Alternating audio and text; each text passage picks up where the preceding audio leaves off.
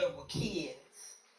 We went to a private school, and our school was way out past the part of town. My mother worked third shift, so my father always had to get us up and get us ready to school. And we used to have to get up like 4 o'clock in the morning. And those days was when TV stations and radio stations would sign off at night. 11 o'clock. And then they would sign back on in the mornings. And I remember me and my brother getting up on a cold winter morning. Daddy cranking up the truck, put us there to take us to the school. It was so cold. It was so cold. And we would be sleepy, so sleepy. And we would get in the truck, he cut the radio on, and the radio station would come on, and this is what we would hear. Be not dismayed, whatever betide, God will take care of you. Then WAAA would come on the line. Amen. Amen. So I'm going to give you a little history about WAAA of Winston-Salem. Triple A. He used to, the commentators used to say WAAA. Oh, yeah. WAAA was owned by a white businessman named Roger Page when it first began broadcasting in 1950.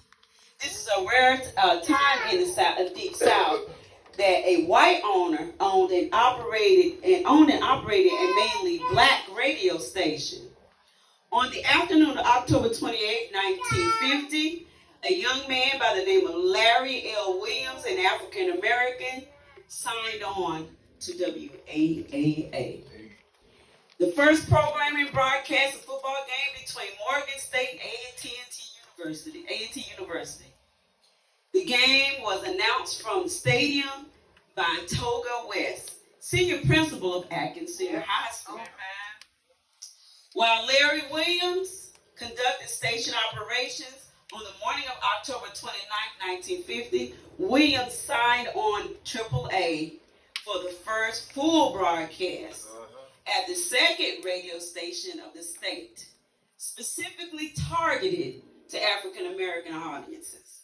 AAA was believed to be the third black radio stations in the United States, preceding WDIA of Memphis and WERD of Atlanta. AAA was also the first black-owned station in North Carolina. Prior to becoming general manager of AAA, Larry Williams gave play-by-play actions of Winston-Salem State University football and basketball games, and known as the voice of the Rams. Larry Williams went on to become general manager of the radio station across North Carolina. In 2002, he became general manager of WQXL FM. Larry Williams is a pioneer in radio and retired in 2008. Also at the age of 90. Also, Oscar Daddy-O Alexander was the station's best known DJ. He is described as a jive-talking hipster who radiated cool while spinning his hits from the Motown station. He played jazz, gospel, and R&B. He had Alexander said he had a voice that was like gravel going through molasses, and it didn't sound just like that. You know what I'm saying? He was smooth and he was sweet. He was a good spirit and a great character. He played hot songs, and he also played black. He also acted like the Black Wolfman Jack in our area. After Alexander left the station, Annabelle Bowman played gospel music at the station, and then Anita Boss Lady Dean became DJ for 6 years.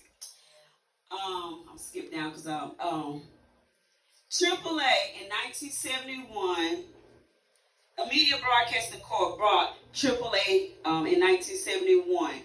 They purchased AAA in 1979 for the amount of $1.04 million, the equivalent to today's $3,833,000,000 for AAA radio station, making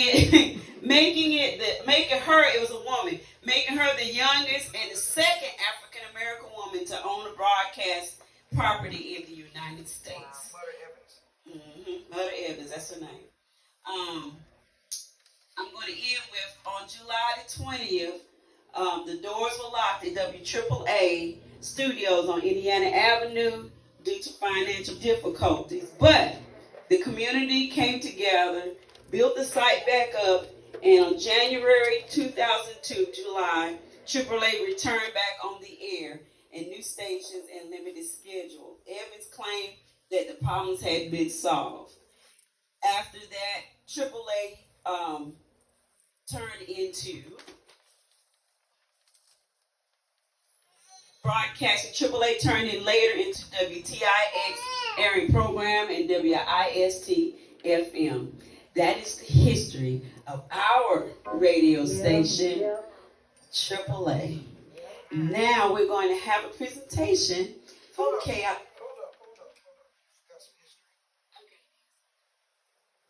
Got some history for AAA. Back in 1983 and 84, hip hop had just come out. And in, I think it was June 1984, AAA, as far as I know, had the first hip hop hour of music on the radio station. And it was done by two DJs. One was, what was Sylvester's name? I forgot his name. Sylvester Johnson, and yours truly. Oh, okay. We were the first hip hop station, as far as I know, in the country.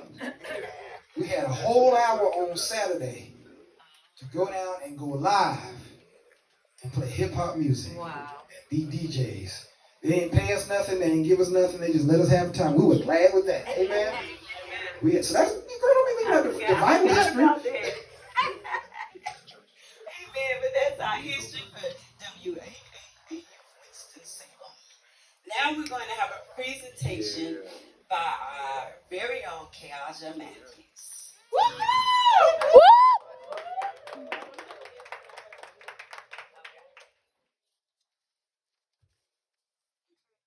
Hello. So I am going to be reading a poem by Maya Angelou, and it's called Still I Rise. You may write me down in history with your bitter, twisted lies. You may toy me in your very dirt, but still, like dust, I rise. Does my sassiness upset you? Why are you beset by gloom, with gloom? 'Cause I walk like I've got oil wells pumping in my living room, just like moons and like suns, with the certainty of tides, just like hope springing high, still I rise. Yeah. Did you want to see me broken, bowed head and lowered eyes, shoulders falling down like teardrops, weakened by my soulful cries? Does my highestness offend you? Don't you take it awful hard, 'cause I laugh like you've got gold mines, digging in my own backyard? You may shoot me with your words, you may cut me with your eyes, you may kill me with your heartfulness, but still, like air I rise. Does my sexiness upset you? Does it come as a surprise that I dance like I've got diamonds at my meeting of my thighs? Out of the hut of history shame I rise. Up from the past that roots in pain I rise. I'm a black ocean leaping and wide, welling and swelling I bear in the tide. Leaving behind nights of terror and fear I rise. Into the daybreak that wonders 100ly clear, I rise, bringing the gifts that my ancestors gave. I am the dream and the hope of the slaves. I rise, I rise, I rise. Amen.